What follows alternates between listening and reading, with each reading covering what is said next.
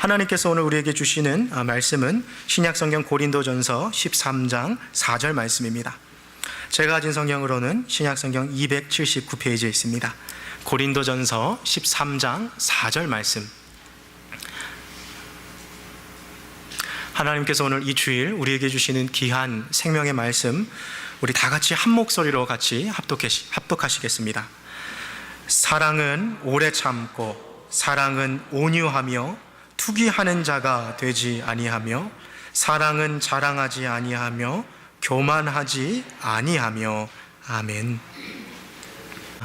우리 전후좌우 계신 분들께 좀 인사할 때요, 오늘 좀 사랑에 대해서 저기 배우고 있으니까요, 옆에 계신 분들 사랑합니다 하고 좀 인사합시다. 사랑합니다. 합시다.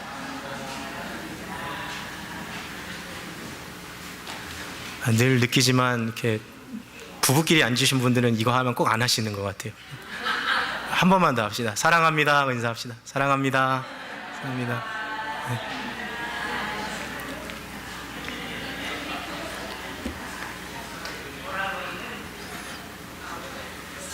그래요. 저희는 계속해서 사랑에 대해서 배우고 있습니다. 지난 지금 2주 동안 저희가 배우고 오늘이 세 번째 시간인데요. 사랑에 대한 속성들을 좀 이렇게 기억이 나세요?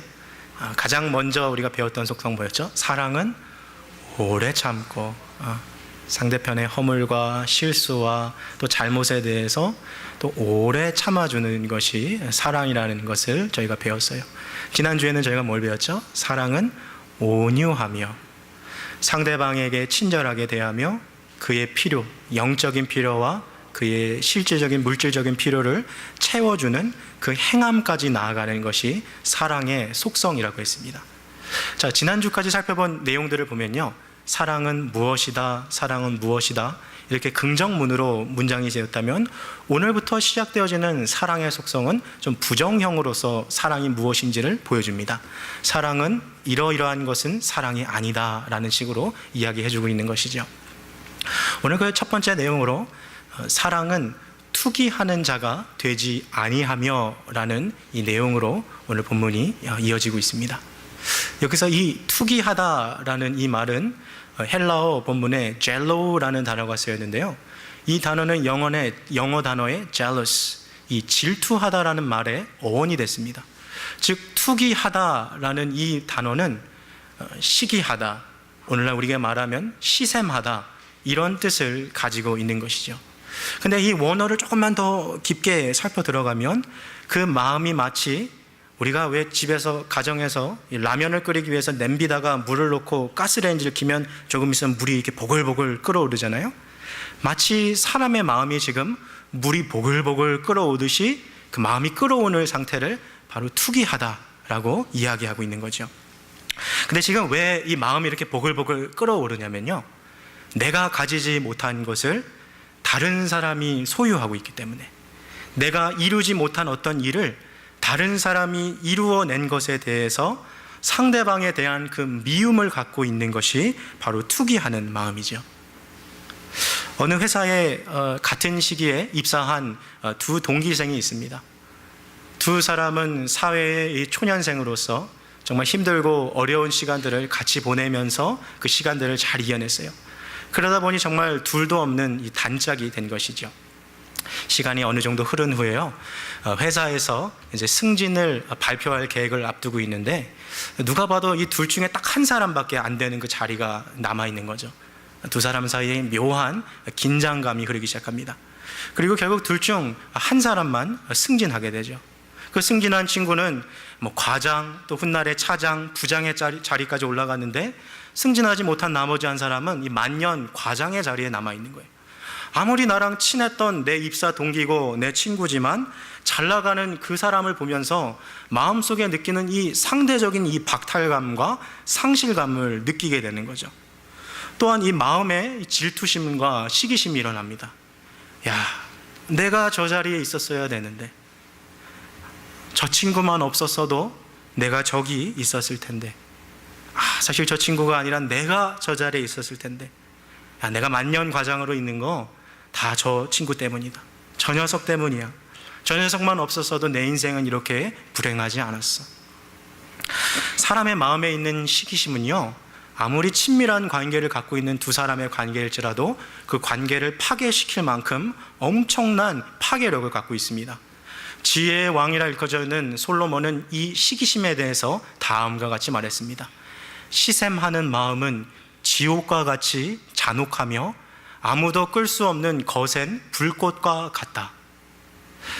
진짜로 이 시샘은, 시기하는 마음, 질투하는 마음은요, 거센 불꽃과 같아요. 작은 불씨라도 그것이 있으면 거대한 산을 태워버릴 수 있듯이 사람의 마음에 자리 잡은 시기심은요, 다른 사람의 인생을 파괴시킬 수 있고요, 종국에는 자신의 영혼을 파괴시켜 버립니다. 그렇다면 이런 시기심과 질투심은 우리 마음 가운데 왜 일어납니까? 여러 가지 이유가 있을 수 있겠습니다만은 자꾸만 타인과 나를 이렇게 비교하기 때문에 그런 이 비교의식에서 자기의 어떤 이런 시기심이 나오는 거죠. 내가 불행한 것은 다 아무개 때문이다.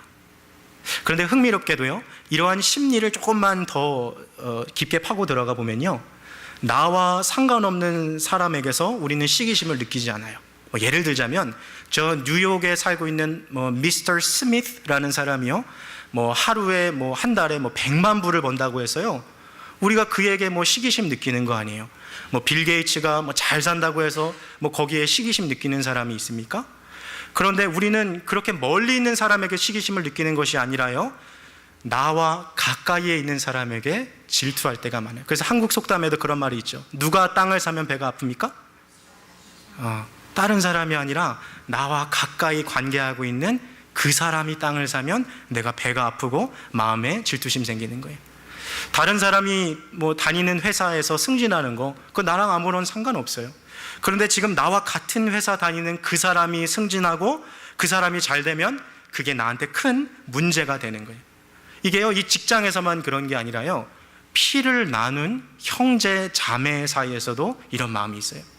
부잣집에 시집간 언니가요, 이번에 큰 집을 샀어요. 그러면 가난한 이 형편에 있는 그 여동생은요, 겉으로는 웃으면서 언니를 축하해 주지만 속으로는 뭔가 상대적 박탈감을 느끼게 되는 거예요. 돈 잘 벌고 좋은 회사에서 높은 연봉 받는 친구가 멋진 스포츠카 타고 나타나면 얼마 전에 직장을 잃어버린 백수 친구는요, 그거 보면서 겉으로는 웃을지 모르지만 속에서는 이 박탈감을 경험하게 되는 것이죠. 그것이 인지상정이에요. 사람이라면 당연히 드는 그런 감정인 것이죠. 그러나 우리는 여기서 한 가지 발견하는 것은 우리가 멀리 떨어진 사람에게서 시기심을 느끼는 것이 아니라 바로 우리와 가까이에 있는 사람들에게 이러한 감정을 더 강하게 느낀다는 것입니다. 시기심은 정말 지옥처럼 잔혹하며 거센 불꽃처럼 역사합니다. 여러분, 인류 최초의 살인사건 혹시 기억나십니까? 누구와 누구 사이에서 벌어진 것이죠? 한 부모 밑에서 태어난 형제 사이에서 일어났죠. 아담의 첫째 아들 가인이 그의 동생 아벨을 죽인 사건입니다. 왜 이 사건이 일어났습니까? 다름 아닌 시기심 때문이었어요. 두 사람이 하나님 앞에 제물을 가지고 나와서 제사를 드리는데 하나님이 동생 아벨의 제사는 받으시는데 형의 제사는 받지 않으시는 거예요. 그러자 이 형 가인이 마음의 분노가 보글보글 끌어일으키는 거죠. 하나님이 내 제사 안 받은 거 다 너 동생 너 때문이다. 사실 동생 아벨이 잘못한 거 하나 없었어요. 그러나 가인은 자신의 이 제사 안 받은 것을 정당화시키기 위해서 가해자를 찾고 있었던 것이죠. 시기심은요, 늘 상대방을 대하여서 악하게 만드는 그런 감정이, 아벨을 가인이 어느 날 아무도 없는 들판으로 불러서 그를 쳐 죽였어요. 인류 최초의 살인사건, 전혀 상관없는 두 사람 사이에 이루어진 것이 아니라요, 한 부모 밑에서 태어난 형과 동생 사이에 일어났다는 것입니다. 이처럼 인간이 느끼는 시기심은요, 나와 전혀 상관없는 사람이 아니라 나와 가까이에 있는 사람에게 느낀다는 거예요. 예를 들면 이런 거죠. 내가 지금 빵집을 운영하고 있습니다. 그러면 내 옆집에 있는 보석상이 잘 되든지 주얼리 샵이 잘 되든지 내 옆에 있는 그로서리 샵이 잘 되든지 그런 거는 별로 내게 어떤 시기심을 주지 않아요. 그런데 내가 세탁소를 운영하고 있는데 지금 길 건너에 있는 다른 집 세탁소가 나보다 더 잘 되면 이건 또 다른 문제인 거예요. 경쟁심이 나오고 이기심이 막 마음속에 솟아나는 거죠. 문제는 이처럼 나와 가까운 사이일수록 서로에 대한 경쟁심과 시기심이 커질 때가 많다는 거예요. 멀리 있는 친척이 아니라 가까이 있는 친구 사이일수록 이것이 더 커져요. 다른 교회에 있는 사람이 상관 있는 것이 아니라 한 교회를 섬기는 성도 사이일수록 이 시기심이 더 커지는 거예요. 여러분, 경쟁심과 시기심을 그게 얼마나 큰 질투를 우리 가운데 불러일으키는지요. 그 사이에서 태어난 그 불꽃에 많은 사람들이 화상을 입었습니다. 이 시기심으로 일어나는 이런 파괴적인 영향력은요, 앞서 이야기했던 회사나 직장에서만 일어나는 것이 아니에요. 교회 안에서도 이러한 것들이 많이 일어납니다. 누가 장로가 되느냐, 누가 권사가 되느냐, 누가 안수집사가 되느냐, 심지어 누가 담임 목사가 되느냐, 이것 때문에 교회가 늘 시끄러워요. 야, 내가 장로가 되었어야 됐는데, 내가 장로가 못된 것은 다 당신 때문이다. 내가 권사가 됐어야 했는데 내가 권사 못된 거 다 당신 때문이다. 이러한 마음의 시기심이 찾아오게 되면 교회가요, 건강했던 그 관계들이 파괴되기 시작해요. 여러분, 한국 교회 안에 이러한 문제 때문에 교회가 찢어지고 건강한 교회가 사분오열되는 거 우리가 너무나도 많이 주변에서 보고 있지 않습니까? 시기심이 갖고 있는 거센 불꽃은요, 엄청난 파괴력을 가지고 있는 거예요. 실제로 제가 한국에서 전도사로 사역할 때요, 교회를 정말 열심히 봉사했던 두 여자 집사님이 계세요. 두 분도 너무 친하셔서 교회에서 뭐 일이 있다 그러면 항상 오셔서 준비하시고 늦게까지 다 마무리하시고 돌아가시고 참 좋은 분이셨어요. 근데 어느 날 교회에서 이 권사 후보자 명단을 내놓았는데 그 중에 한 분은 있고 나머지 한 분은 명단에 없는 거예요. 그러니까 이름이 빠진 그 여자 집사님이, 아니 저 친구는 권사 후보자 명단에 있는데 왜 내 이름은 명단에 없냐, 이 마음에 섭섭한 게 막 들어오니까요, 그동안에 교회에 갖고 있었던 불만, 이 담임 목사님에 대한 원망을 막 쏟아놓는 거예요.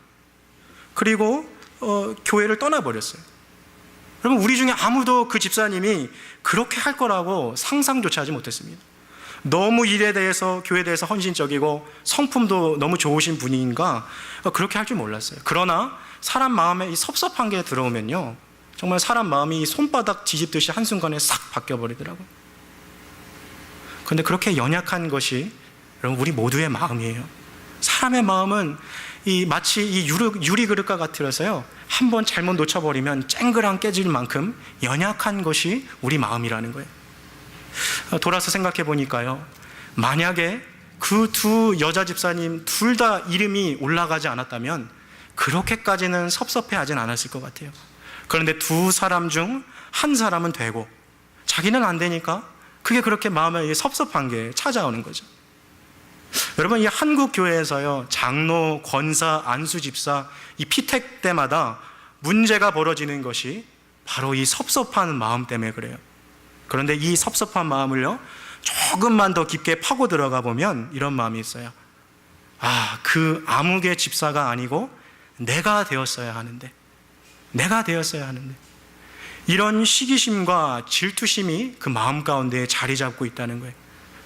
여러분, 이런 마음을 경계하시기 바랍니다. 마음에 있는 투기를 극복하지 못하면 이 시기심이요, 상대방의 삶을 파괴시키고 또 내 자신의 영혼을 부러뜨려요. 그래서 이 교회 안에 있는 건강한 관계들을 순식간에 비틀어 버릴 만큼 거센 불꽃이 된다는 거예요. 교회 안에서요, 목사님하고 장로님들하고 사역하는데요, 목사님이 한 장로님만 좋아하고 다른 장로님 안 좋아한다 그래서 서로 안에서 시기심에서 둘로 나눠진 교회들 너무 많아요. 관계에서 나타나는 그 시기심이 여러분 얼마나 파괴적인 영향력을 교회 안에 미치고 있는지 모릅니다. 이 시기심을 다스리지 못하면 그 거센 불꽃이요, 우리를 다 삼켜버리는 거예요. 그래서 고대 신학자 중에 한 사람은 이 시기심을 가리켜서요, 자기를 물어뜯는 개라고 강하게 표현했어요. 시기심은요, 다른 사람만 파괴시키는 것이 아니라 내 자신을 파괴시키는 거예요. 다른 사람의 행복을 시기하는 사람은 마치 무엇과 같냐면요, 자기 목에 올가미를 갖고요, 자기 스스로 줄을 지금 당기고 있는 거예요. 다른 사람이 잘 되는 거 보고 배 아파하고, 다른 사람이 잘 되는 것에 대해서 즐거워하지 못하는 것은 스스로 자신의 영혼을 파괴시키는 것이라는 거죠. 잠언서를 보니까 마음의 화평은 육신의 생명이나 시기는 뼈를 썩게 한다 그랬어요. 시기는 우리의 영혼을 죽이는 맹독입니다. 성경에서는 이 시기심 때문에 망한 사람이 자주 등장하죠. 요셉의 형들은요, 동생을 시기해서 그 아버지의 사랑을 독차지한 요셉이 미워서 자기의 친동생을 애굽의 노예로 팔았어요. 바리새인들은 시기심 때문에 예수님을 십자가에 못 박았어요. 솔로몬 앞에 나왔던 두 창녀는요, 한 사람은 자기가 아기가 없다는 이유만으로 그 아기를 죽여버리라고 얘기했어요. 너가 못 가지면 우리 둘 다 못 갖는다, 이런 식으로 그냥 아기를 죽여버리자 말했던 거죠. 그러나 성경에서 나오는 시기심 때문에 인생을 망쳐버린 가장 대표적인 사람은 이스라엘의 왕 사울입니다. 그는 다윗이 죽도록 미웠어요. 아니, 정말 죽이고 싶었어요. 그가 전쟁을 마치고 돌아오는 길에 여인들이 탬버린을 치며 노래를 부릅니다. 사울이 죽인 자는 천천히요, 다윗이 죽인 자는 만만이로다. 그 노래소리가 그의 마음을 섭섭하게 한 거예요. 내가 이 나라의 왕인데 여인들이 내게는 천천의 영광을 돌리고 다윗에게는 만만의 영광을 돌리니 그가 얻을 것이 이 나라밖에 더 무엇이냐. 여러분, 사울과 다윗은요, 남남이 아닙니다. 장인어른과 사위의 관계예요. 사울은 자기의 딸을 다윗에게 주었습니다. 그럼에도 이 시기심이 찾아오니까요, 장인어른이 사위를 죽이려고 현안이 되어 있는 거죠. 만약에 사울이 자기 마음에 있는 이 시기심을 극복했다면 그의 인생은 180도 변했을지도 몰라요. 그러나 사울 왕은 끝내 그 마음속에 있는 시기심을 이기지 못했어요. 결국 그가 가진 그 투기의 불꽃이 그의 인생을 완전히 망가뜨리는 원인이 되었던 것이죠. 여러분, 사울처럼 자기 마음에 있는 그 시기심의 거센 불꽃을 다스리지 못하면 그 불꽃 때문에 인생이 망해버리게 되는 거예요. 지난 2003년 12월 서울의 송파구의 거요동이라는 곳에 살고 있는 한 30대 가장이 직장에서 일을 다 마치고 퇴근해서 집에 돌아왔어요. 집에 이제 초인종을 눌렀는데 분명 집안에 아내와 아들과 딸이 있어야 되는데 아무도 대답을 하지 않는 거예요. 몇 번이고 눌러도 대답이 없자 혹시 가까운 그 친한 동창생 집에 놀러 갔나 해서 전화를 해봤어요. 제 아내 거기 있습니까? 근데 동창생도 거기 없다는 거예요. 이게 무슨 일인가 해서 경찰을 불러서 집을 열고 탁 들어가 봤더니 현관문 앞에 놀라운 광경이 펼쳐져 있는 거예요. 자기 아내가 이 줄에 목을 메고 달아서 죽어 있었고, 지금 3살밖에 안 되는 자기 아들은 보자기에 머리가 씌워진 채 죽어 있고, 10개월도 채 되지 않는 자기 딸은 얼굴에 비닐봉지를 씌운 채 죽어 있는 거예요. 대한민국 최초의 밀실 사건이 벌어졌어요. 분명히 문은 잠겨 있었고 살인자는 찾을 수 없는데 3사람이 지금 죽어 있는 거죠. 경찰이 이 사건을 풀지 못해서요, 이 미궁의 이 사건으로 빠지고 있는데요, 아무리 봐도 뭐 유서 한 장 남아있지 않고 그날 저녁에 만들 식재료를 다 준비하고 죽은 걸로 봐서는 자살이 아니라는 결론을 내려서 경찰이 이건 분명 지인의 소행일 가능성이 높다 해서 사건을 조사하기 시작합니다. 결국 경찰이 잡아낸 범인은 다름 아닌 그 죽은 부인의 둘도 없는 단짝 친구였던 동창생이었어요. 근데 이 동창생이 왜 이러한 끔찍한 살인을 저질렀나, 그 동기가 더 가관이에요. 이 두 사람은요, 이 어렸을 때부터 같이 자란 정말 둘도 없는 단짝이었어요. 근데 이 범인을 저질렀던 이 씨는요, 내심 이 자기 친구를 낮게 깔보고 있었던 거예요. 근데 이 친구가 자기보다 낫다고 생각했던 이 친구가 좋은 남자 만나서 결혼해서 정말 좋은 화목한 가정을 꾸리고 있고 아들도 낳고 딸도 낳고 잘 살고 있으니까 그게 자기 자존심에 허락이 안 되는 거예요. 그래서 시기심에 자기 친구 집에 가서 자기 친구와 3살 된 아들과 10개월 된 딸을 다 숨죽여 죽여버렸어요. 끔찍한 사건이 벌어진 거죠. 여러분, 시기심을 다스리지 못하면 다른 사람의 인생을 파괴시킬 뿐만 아니라 자기의 영혼을 파괴시켜버리게 돼요. 여러분, 시기심은 이토록 끔찍합니다. 지옥처럼 잔혹하며 꺼지지 않는 거센 불꽃과 같다 그랬어요. 그래서 이 시기심은 반드시 버려야 하고 반드시 극복해야 합니다. 하나님의 뜻대로 살아가려고 하는 그리스도인이라면 반드시 이 마음을 극복해야 돼요. 예수님의 제자로 알려져 있던 베드로도요, 시기심이 강한 사람이었어요. 베드로는 젊은 시절부터 요한과 함께 갈릴리 바다에서 고기를 잡으며 친구여 동업자로 살아갔습니다. 그러다 두 사람 다 예수님의 제자로 불려왔어요. 근데 이 베드로와 요한 사이에 묘한 이 긴장감이 흐르는 거예요. 묘한 이 긴장감이 흐르는 거예요. 누가 예수님의 사랑을 더 받고 있는가? 그래서 요한복음을 살펴보면요, 사도 요한은 자기 자신을 소개할 때 주께서 사랑하시는 제자라고 자기를 소개했어요. 그만큼 두 사람 안에 이 누가 더 사랑받냐의 경쟁이 있던 것이죠. 요한복음 21장을 보니까요, 부활하신 예수님께서 디베랴 호숫가에 다시 오셔서 베드로를 부르십니다. 베드로야, 내 양을 치라, 내 양을 먹이라. 너가 젊었을 때는 네 마음대로 돌아다녔지만 나중에 훗날에는 너가 나를 위해서 이러한 삶을 살 것이다. 주님께서 베드로에게 그 엄청난 영광과 사명을 지금 그에게 주시는데요, 베드로는 거기에 관심이 없었어요. 그가 관심이 있던 건 무엇이었냐면 요한이 어떻게 되냐고. 그래서 베드로가 예수님께 물어보죠. 주님, 저 사람은 어떻게 되겠습니까? 내가 지금 이렇게 사는 거 중요하지 않아요. 내가 저 사람보다 지금 더 잘 사느냐, 더 성공하느냐, 그게 내 인생의 성공의 척도라는 거예요. 그러자 예수님께서 베드로 마음에 있는 그 시기심을 보시고 주님이 베드로에게 이렇게 이야기하죠. 베드로야, 내가 돌아올 때까지 그가 살아있기를 내가 원한다고 한들 그것이 너와 무슨 상관이 있더냐? 너는 나를 따르라.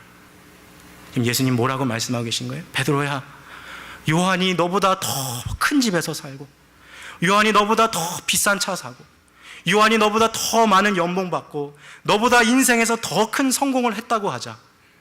그것이 너랑 무슨 상관이 있더냐? 너는 나를 따라와라. 너는 나를 보고 나를 따라와라. 주님이 베드로에게 그렇게 말씀하셨던 거예요. 여러분, 사도 베드로에게는요, 바로 인생의 전환점이 되는 순간이었습니다. 계속해서 나의 인생의 성공의 여부를 요한보다 더 잘 살고 더 성공한 것으로 만들 것인가, 아니면 이거 다 내려놓고 예수님만 바라보고 살아갈 것인가. 사도 바울은 자기 마음에 있는 시기심을 버리고 예수님의 권면을 받아들였습니다. 그는 오랫동안 이 요한에 대해서 갖고 있던 경쟁심과 시기심, 질투심을 다 버렸어요. 그리고 끝까지 예수님만 바라보고 살아갔던 것입니다. 여러분, 한 교회에서도 신앙생활 하다 보면요, 베드로와 요한처럼 서로 안에서 처음에는 이 선한 경쟁으로 시작하다가 나중에는 질투심과 시기심으로 이어지는 것들을 우리가 주변에서 어렵지 않게 찾아보게 됩니다. 그러나 다른 사람과 비교해서 내 인생의 성공을 정의할 수는 없는 거예요. 그러한 시기심과 그러한 질투심은 우리의 영혼을 파괴해버리고 마는 것입니다. 그렇다면 오늘 본문에서 말하고 있는 사랑은 투기하는 자가 되지 아니하며 라고 말했을 때, 여기서 말하고 있는 이 사랑의 모습은 어떠한 것일까요? 그것은 로마서 12장 15절에 잘 나타나고 있습니다. 저를 한번 따라해 보시겠습니까? 즐거워하는 자들로 함께 즐거워하고 우는 자들로 함께 울라. 한 번만 더 해볼까요? 즐거워하는 자들로 함께 즐거워하고 우는 자들로 함께 울라. 이게 투기하지 아니하는 자의 모습인 거예요. 다른 사람이 잘 되고 다른 사람이 성공하고 그것에 기뻐하는 것을 같이 기뻐해 줄 수 있는 것. 다른 사람이 실패하고 넘어진 것에 대해서 고소해하면서 웃고 있는 것이 아니라 그의 슬픔과 그의 실패를 나의 실패처럼 여기는 것입니다. 여러분, 이것에 대해서 가장 좋은 예가요, 부모가 자녀에게 보여주는 사랑이에요. 여러분, 부모 중에요, 내 아들이, 내 딸이 더 성공한다고 해서 그거 시기하는 부모 있겠어요? 예를 들면 내 자녀가요, 내 아들이요, 좋은 직장에 가서 나보다 더 많은 연봉을 받아요. 내 딸이 나보다 더 좋은 직장 가서 더 많은 연봉을 벌어요. 그렇다고 해서 아들과 딸을 시기하는 부모가 이 세상에 어디 있겠습니까? 내 딸이 나보다 더 큰 집에 살아도, 내 아들, 딸이 나보다 더 좋은 차 타고 다녀도 그거 부러워하고 그거 시샘하는 부모가 어디 있겠어요? 함께 기뻐하고 함께 즐거워하는 것이 부모 마음 아니겠습니까? 자녀의 성공이 내 성공이에요. 자녀의 실패가 내 실패예요. 왜 그러죠? 부모가 자녀를 진실되이 사랑하기 때문에 그런 거예요. 오늘 성경에서 말하는 투기하는 자가 되지 아니하는 사랑이 바로 그러한 것입니다. 내 옆에 있는 내 형제자매, 내 옆에 있는 바로 이 아무개 성도가 성공하고 잘 되는 것 보면 내 일인 양 기뻐하고 마치 내가 성공한 양 함께 즐거워하는 거예요. 반대로 지금 내 옆에 있는 사람이 사업에 어려움이 있고 가정에 환난을 당하고 또 실패하고 넘어졌을 때 그것이 마치 내 일인 양 슬퍼할 수 있는 마음을 갖는 것입니다. 사랑이 투기하지 않는 진짜 이유는요, 사랑 자체에 만족하기 때문에 그런 거예요. 예를 들면 좀 이런 것이죠. 한국에 1.5평밖에 안 되는, 정말 2평도 안 되는 조그마한 이 고시원, 한 사람만 누울 수 있는 침대 하나, 그리고 책상 하나, 의자 하나 있는 그 1.5평 되는 고시원에 살고 있는 이 고시생이 있어요. 정말 찢어지게 가난하고 시험 공부를 해도 이게 고시에 붙을까 확률도 너무 낮고 인생이 너무 답답하고 막막하고 너무 외로운, 정말 한숨밖에 나오지 않는 그의 삶입니다. 근데 이 청년이 어느 날 이 학원을 갔다가 같이 고시 공부를 하고 있는 여학생을 하나 만나게 됐어요. 서로 정답게 얘기를 하다 보니까 사랑의 감정이 싹트게 되는 거죠. 이 여학생을 떠오르기만 해도 미소가 떠오르고 함께하는 시간이 점점 늘어납니다. 가슴이 막 두근두근 거리는 거죠. 자, 여전히 똑같은 1.5평밖에 안 되는 고시원에서요, 여전히 똑같이 고시생의 삶을 살아가고 있어요. 그러나 사랑하기 이전과 이후의 그의 인생을 돌아보면 전혀 다른 삶을 살아가고 있는 거죠. 한 사람의 아름다운 시인이 돼서요, 세상이 이토록 아름다운 나 시를 짓기 시작하고 세상의 아름다운 사랑 노래들을 흥얼거리기 시작하는 거예요. 여러분, 우리는요, 연애를 통해서 사랑이라는 것이 사람의 감정을, 상황을 뛰어넘어서 그 만족감을 주는 것들을 한 번씩은 다 경험하게 됩니다. 내가 지금 가난하고 내가 지금 힘들고 이게 다 문제가 되지 않아요. 그 사람과의 관계가 너무 행복해서 이것을 다 이겨낼 수 있을 만큼의 만족감이 사랑 안에서 내 안에 찾아오게 되는 거죠. 하나님 한 분으로 말미암아 우리에게 주시는 그 만족감이 이와 같은 거예요. 예수를 믿었어요. 그러나 여전히 내 몸은 아픕니다. 예수를 믿었지만 여전히 가난합니다. 예수를 믿었지만 여전히 내 삶의 어려움과 환난은 그대로 남아있어요. 그러나 하나님과 맺어가는 그 관계, 주님의 임재 안에 들어오는 그 깊은 기쁨과 만족함이 세상 다른 것과 비교되지 않는 거예요. 그 만족함이 있다 보니까 다른 사람이 잘 되는 거 봐도 시기하는 마음이 들지 않아요. 하나님이 내게 주신 복 안에서 만족함을 누리고 있다 보니 다른 사람이 잘 되는 거, 성공하는 거에 대해서 함께 기뻐해주고 즐거워할 수 있는 마음이 되는 것입니다. 여러분, 혹시 처음 구원의 감격을 하나님 앞에 드렸던 그런 때가 기억나십니까?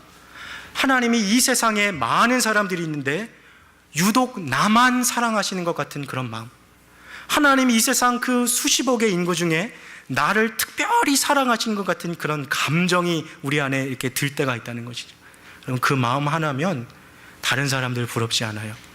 여전히 가난하고 병들고 힘들고 어렵고 문제가 많아도 하나님의 사랑 하나로서 다른 사람들과 함께 즐거워하고 슬퍼할 수 있는 사람을 갖게 되는 것입니다. 오늘 설교를 좀 마무리하도록 하겠습니다.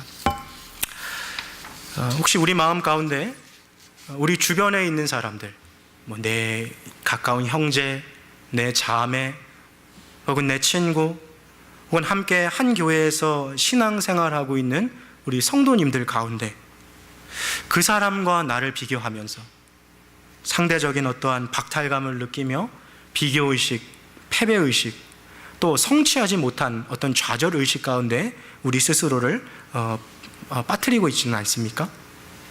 내가 이루지 못했지만 다른 사람이 이루어낸 일에 대해서 나를 비교하며 오히려 내 자존심을 깎아내리고 있지는 않습니까? 그 사람들은 멀리 있는 사람들이 아니고 우리 주변에 있는 사람일 수 있어요. 가까운 가족, 가까운 친구, 이웃, 한 교회를 섬기는 또 성도일 수 있는 거예요. 그 사람이 누구든지 이제 우리 마음에 있는 이 거센 불꽃을 다시 다스릴 때가 되었습니다. 그러면 시기의 불꽃을 키우지 마십시오. 시기의 불꽃을 반드시 꺼트려 버리시기 바랍니다. 사람을 바라보면 그 불꽃은 강해질 수밖에 없어요. 그러나 하나님 안에서 기뻐할 수 있으면 그 시샘의 불꽃, 투기의 불꽃은 자연스럽게 꺼지고 말 것입니다. 사랑하는 우리 성도 여러분, 참 사랑은요, 남이 가진 것, 남이 이룬 것에 대하여서 투기하는 자가 되지 않습니다. 참 사랑은 즐거워하는 자들과 함께 즐거워하고 우는 자들과 함께 울 수 있습니다. 내가 없는 것에 대하여서, 내가 이루지 못한 것에 대하여서 시기하지 아니하고 도리어 타인의 기쁨과 함께 기뻐하고 타인의 슬픔에 함께 슬퍼할 수 있는 그런 진실한 사랑이 가득한 우리 코너스톤 교회 성도님들 되시기를 주님의 이름으로 축복합니다. 시간 함께 같이 기도하시겠습니다.